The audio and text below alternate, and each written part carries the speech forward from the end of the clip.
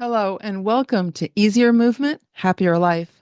I'm Mary Debono, and in today's episode, I want to invite you to do something that might feel a little counterintuitive, and that's to allow time and space for your confusion.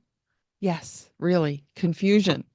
Now, before you tune out thinking that confusion is something you want to avoid, let me offer you another perspective. Confusion is a very normal experience, and it can actually be a gateway to learning, connection, and even joy. Now, why does confusion matter? Well, in the Feldenkrais awareness through movement lessons that I teach, I often remind my students to give themselves time and space for their confusion. Now, why? Why do we need that? Because many of the movements that we explore together are unfamiliar, deliberately so. That's part of the magic, right? When we introduce novelty and variation to our movement, we interrupt our automatic habitual patterns that no longer serve us. Okay. And in that moment of doing something different, that's when your nervous system really pays attention and it begins to explore healthier, more appropriate, and more efficient options. So if you're feeling confused, it doesn't mean you're doing something wrong. It means you're doing something different. And the brain learns by noticing differences. Right? So confusion is often a sign that learning is taking place. Okay. So it's not something that you want to avoid. And so whether you're changing the way you walk, sit, or just overall coordination and balance, it's common to feel a bit unsure at first, right? The key is not to just try to rush through that process. Instead, pause. Right? Ask your nervous system to take in the new information. Again, give yourself time and space for your confusion. And here's a question that I often remind people to consider. How can this feel easier?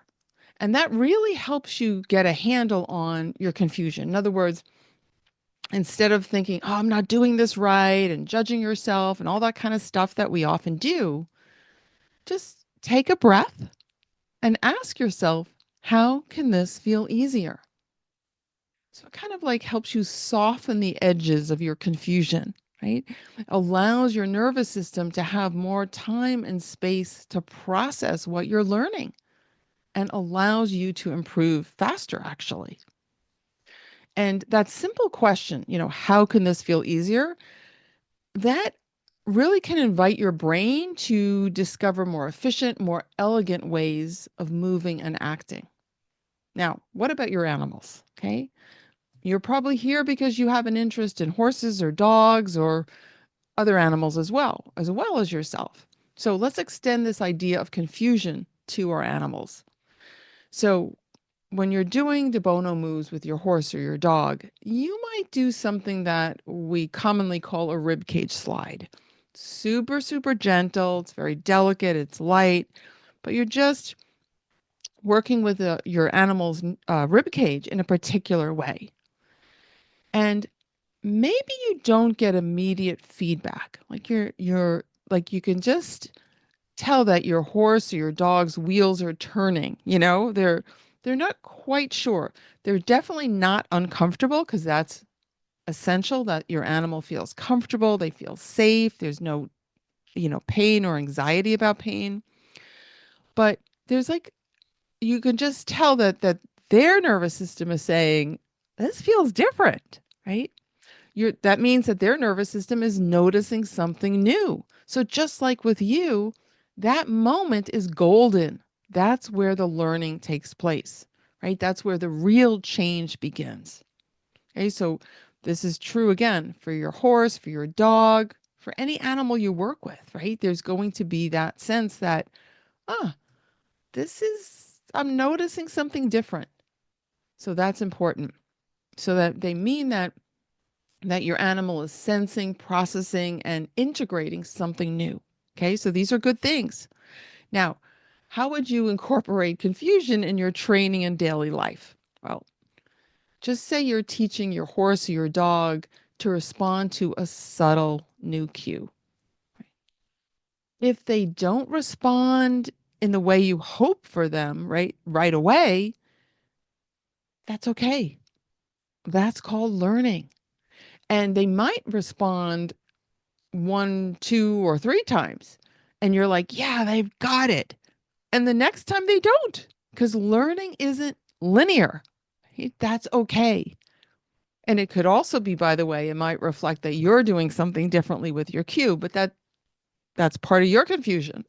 But we don't know. Even if you did it exactly the same, right? Their nervous system is still figuring things out. That's all part of the process. So, you know, you might experience this, as you're learning to move differently in your life, right? You're doing your Feldenkrais lessons with me. You're learning that, a different way to stand, a different way to walk, more ease and elegance in your movements. And you might feel at one point, like if you do, especially if you do a really, really non-habitual Feldenkrais lesson, you might get up and think, oh, wow, I feel like so different. It's almost like a little moment of confusion, or often the confusion happens during the lesson. There might even be some instructions that I'm giving that your brain can't quite figure out right away. That's fine. That's actually, again, those are those golden opportunities that show that you're learning and improving. Okay. So soften around the confusion, breathe with it. Trust that your nervous system is figuring things out. Okay. So let's try this today then. You know, choose one area, whether it's your own movement, um, a hands-on Debono move you're doing with your horse or your dog. Maybe it's a creative project. Maybe you're learning a new piece of technology. Whatever it is, when you notice that moment of uncertainty, just pause there. Allow yourself to linger there. Don't rush to try to figure it out. Don't berate yourself for not being smarter or more coordinated or something.